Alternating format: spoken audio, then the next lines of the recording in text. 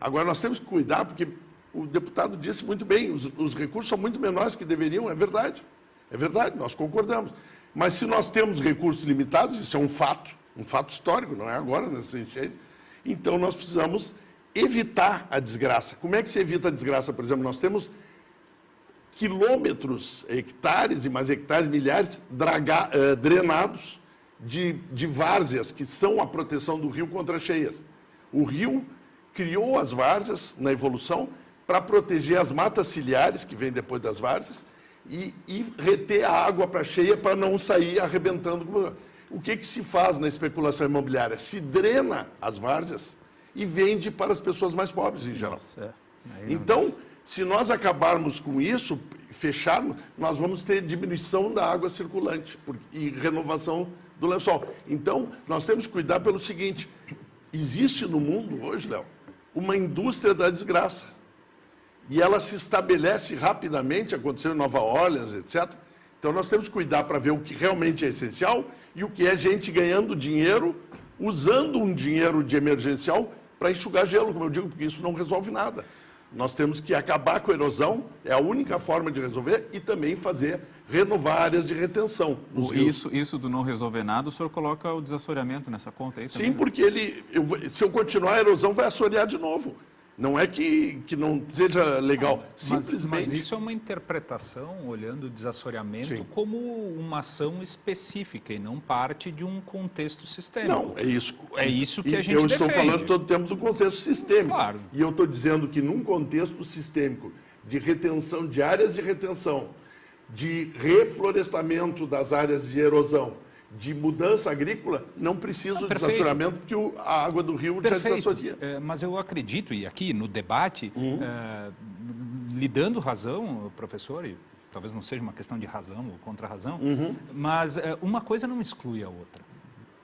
A gente precisa olhar os rios e buscar esse desassoreamento em vista de tudo que a gente está vendo, com base no estudo científico. Tem que olhar a recomposição da mata, tem que olhar e reestudar a questão agrícola das encostas e tantas outras situações. Agora, eu não posso fazer o que eu faço.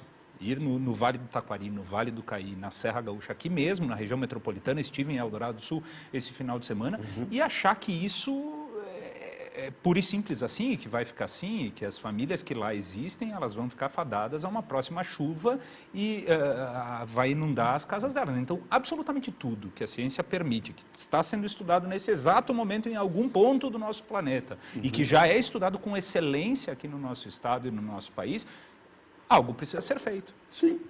Exatamente. Por isso que esse projeto ele não tem fim, ele não é um programa. Sim, isso não é um programa, é uma política estadual de desassoreamento e mais do que isso, nós consideramos aqui neste projeto de lei, se aprovado for, uma lei estadual, o desassoreamento, a atividade do desassoreamento, dragagem, como assim a gente quiser conceituar, questão de semântica também, como de interesse social, isto é, vai muito além do interesse econômico, vai muito além da condição de mineração, vai muito além de tantas outras coisas. É respeito à população que vive em espaços ribeirinhos ou às margens dos rios.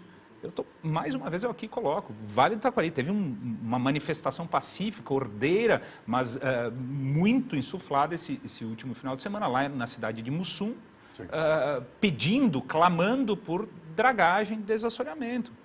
É inacreditável.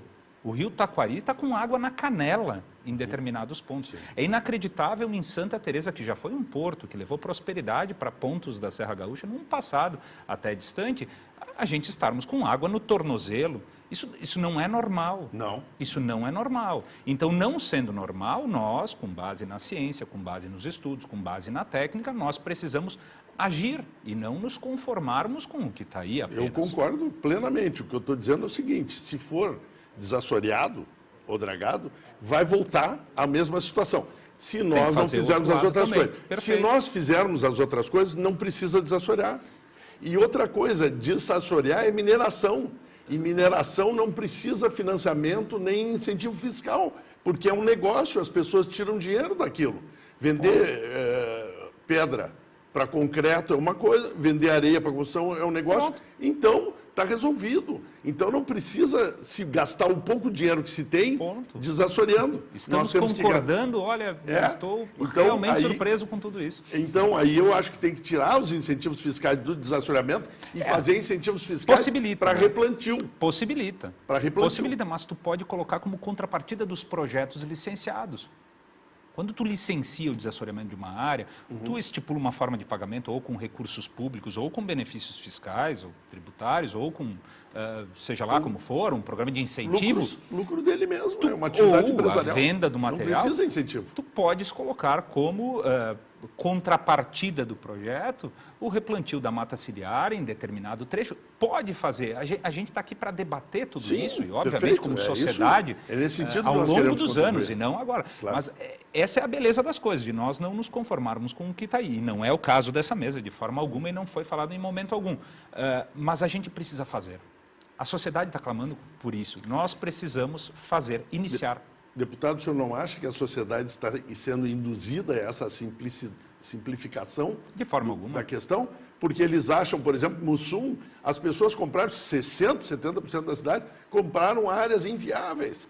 Especulação imobiliária vendeu para eles áreas inseguras. E eles perderam suas casas e perderão novamente. A gente está falando de 3, 4 gerações que lá se encontram. Não foi por mal. 5 gerações. Não foi por mal, mas fizeram isso. Eu discordo. Populações espalhadas pelo mundo se desenvolveram ao longo dos rios. Sim. Ao longo do mundo. Por que aqui virou praticamente entre aspas, um crime ser parte de uma geração distante que se estabeleceu ao longo dos rios? Não é um crime, é uma consequência. Olha aqui, ó, se o senhor olhar a mas zona então de inundação... aqui a gente sofre com as consequências, nos outros lugares do mundo eles desenvolvem técnicas para conviver com as cheias. Perfeitamente. Se a gente olhar o perfil da água que inundou Porto Alegre, ela deixa exatamente Porto Alegre como era antes da primeira aterro. Mas no passado foi mudado. Os portugueses não eram trouxas, eles botaram onde era seguro as casas. Mas no passado foi mudado. A gente tem que, olhando para o presente, não ficar sentindo uma culpa e o reflexo do passado. A gente tem que aprimorar o sistema de defesas e a todo momento buscar processos. Por exemplo, mas o que não é viável, por exemplo, ali houve um erro histórico, etc. Enfim, está resolvido. Foi feito um dique. Ali aonde foi? Aqui em Porto Alegre e zona metropolitana. Tá, para concluir, foram vendidas áreas, explicando, foram vendidas áreas inseguras que eram inundáveis para as pessoas morar, que é o caso do bairro Navegantes, Quarto Distrito, etc. E aí Porto Alegre, há 50 anos atrás, aliás foi o governo federal, corrigiu com o DNOS e criou os diques que protegeram essa região. Agora tem que ser refeito também. Que não foram superados, não foi feita a manutenção, porque a cota que chegou... Bom, mas aí outra... Sim, mas é um fato, não deveria ter inundado se tivesse feito a manutenção. Então o que eu quero dizer é o seguinte... Isto é o passado, porque não sabia. Agora não pode mais se construir nesses locais, porque senão eu construo, eu vendo. Quando eu compro um banhado, eu compro a área mais barata do mundo, certo? Eu dreno e vendo como loteamento. As pessoas constroem toda a sua história ali e para não inundar, depois o Estado vai ter que gastar dinheiro para fazer o dique. Eu fiquei com o lucro da especulação e o Estado vai ter que resolver o problema depois. Não, é mais fácil não construir. Certo. E eu recomendo, Eldorado não é viável, Mussum, a parte que foi inundada e destruída, não é viável, tem que construir para cima do morro, se quiserem segurança.